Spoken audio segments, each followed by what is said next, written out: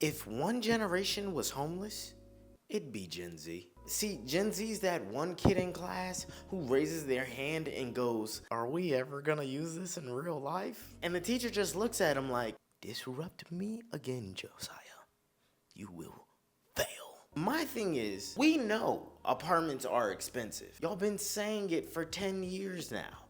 I promise you, we're not playing annoying little brother. But damn, it really feels like Zillow should just sponsor depression. Y'all gave up before it even started. And you know, funny enough, it sucks because it's like me just outside watching it. It looks like a lot of Gen Z just stopped reacting to life. Got on TikTok and just said, "Yeah, guys, let's react to each other." Meanwhile, I'm a whole Gen Zer.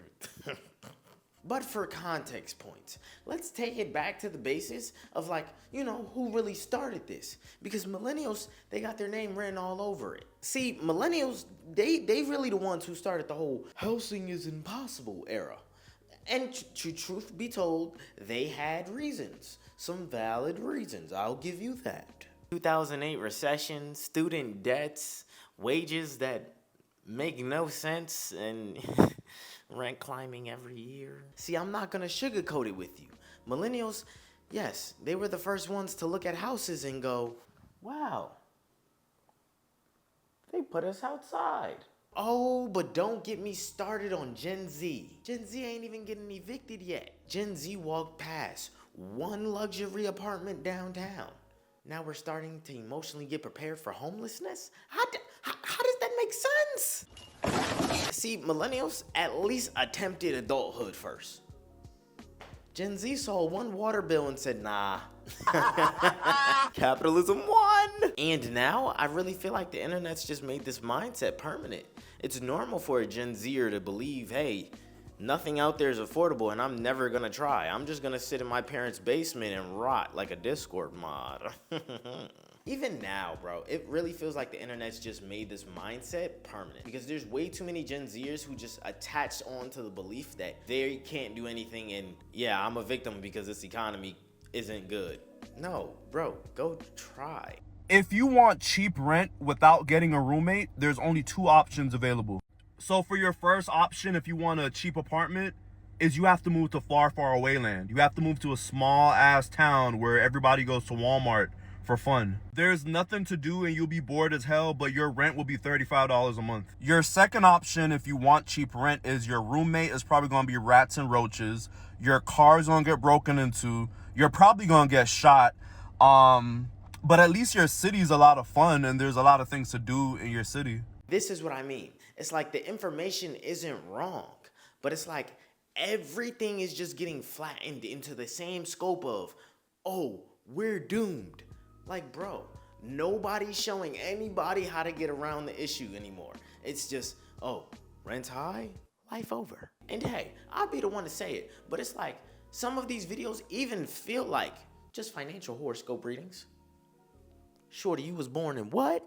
2000?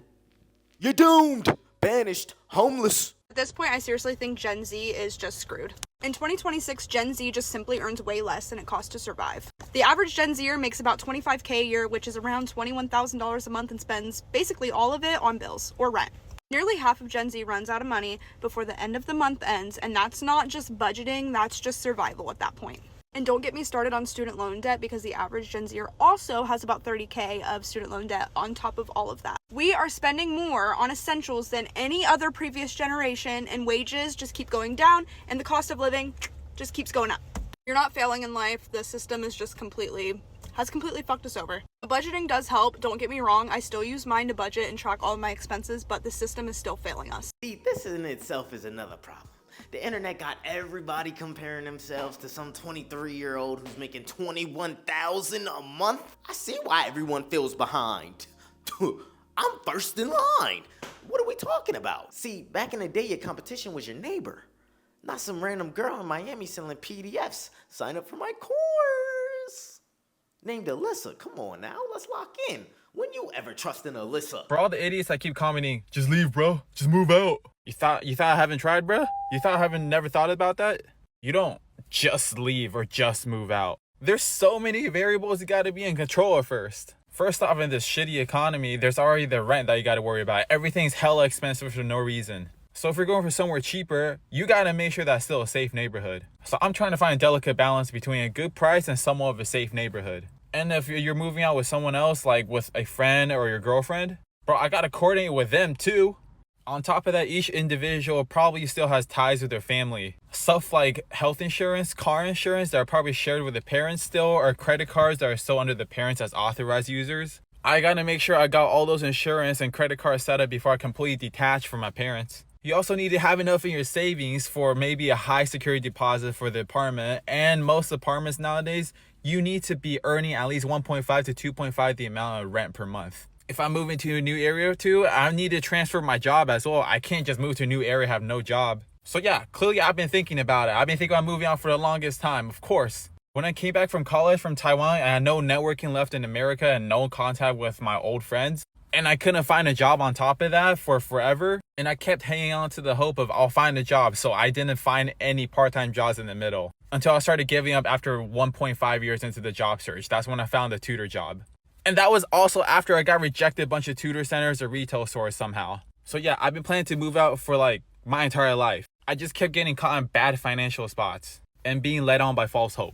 So anyways, originally I was planning to move out by summer, but I gotta hurry the hell up now because my mom's just getting crazier and crazier. So I'm planning to move out in 1 or 2 months. Oh boy. And this is where the internet gets dangerous. Because what's wild is, eventually, struggling is gonna stop becoming something that's just happening to you. And it's gonna become a part of your identity before life even starts. A lot of my irritation about the whole mindset or just notion is a lot of people talk about adulthood like it's some side quest nobody survives. Like, bro, you're 19, talking like a divorced father of 3. Brother, go get your GED. What are we saying? Bro, if I'm gonna be truthful with you, people are just hearing the same things over and over and over. After a while, I can only assume that people are gonna stop thinking, oh yeah, this is someone else's experience, and just start thinking, nah, this is my future. We don't have nowhere else to go. And I wanna make it clear that, bro, I'm not saying living alone is cheap. It's not. Take it from me. It's expensive as and bro, I'm gonna be honest with you. There is that portion of Gen Z that went out and they tried. They got hit with life or reality. They had to come back home, stack their bread a little bit, get back on their feet. I applaud them. But there's a whole section of people that literally skipped all of this and just went straight to hopelessness. No responsibilities, no job, no attempt at all. Literally just sitting there on TikTok, absorbing depression. Like, mind you, I understand housing is very expensive. Nobody is making that up. Rent's high, wages are weird. God damn it, groceries, that's damn near the same amount as a small felony. Who?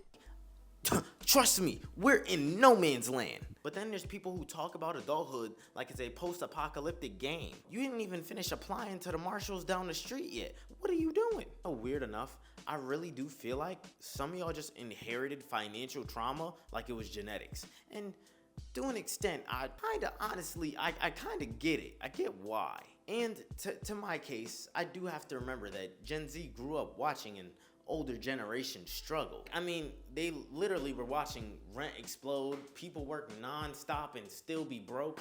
And don't get me started on the doom posters 24/7 about the future. We're gonna die! And, you know, to a degree, it does stop feeling like information and more of just like, oh, the man with the metal cap on his head saying we're all gonna die. That's normal. I really think it's just a difference between recognizing that, oh, yeah, life's hard, and deciding you lost before it even started.